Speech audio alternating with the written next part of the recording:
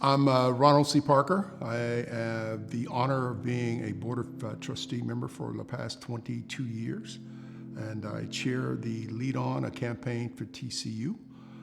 I'm also a graduate of the university, 1976 graduate with a BA degree in political science. Very proud to be a graduate, alum, a trustee, but also a parent of two of our three children being graduates of the university as well. I had the honor and the privilege of representing the university on the field of play, being a football player here. Had the great fortune of being drafted by the Bears and playing for a moment in the National Football League. Even back then, based on what I had heard and what I had read, it was what I would call a very progressive university, given the fact that you had people like Dr. James Cash, who had played basketball here several years, being one of the first black athletes to play basketball in the Southwest Conference. But more importantly, I got to really discover me while I was here. I met my love of my life on my college visit here, and said to myself, that's a person that I want to get to know. We were in a class together, and this guy was harassing her in class. We were in one of these theater classes. And she yelled out, "Leave me alone." You know, being 6'4", tall, dark, and handsome, I walked up, took the seat beside her, told him to kind of find another place to sit, and walked her back to her dorm room, and saw her safely inside, and the courtship began. Being who I am, a black professional who graduated from the university, diversity is very important to me. Not only diversity from a racial and gender representation or different orientation of life, but also diversity of thought.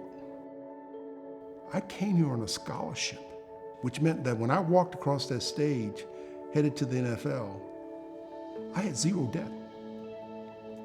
Now think about the students who come here who unfortunately may not be able to play sports or have an academic scholarship. How do we afford them the same opportunity to fully engage in learning and experiencing college life that builds upon their professional life by giving them the resources and the investments that we're making in them through this Lead On campaign? That's the essence of what we're trying to do. Because who knows, one of those students could be a student who discovers the cure for cancer. You never know. But when you make that investment, you have a pretty good assurance that it's going to yield a very nice return. Being the co-chair of the Lead On campaign for TCU, I got an opportunity to see up close and personal what the value of really leaning into a campaign like TCU, our $1 billion campaign, one of the most ambitious endeavors the university has ever undertaken.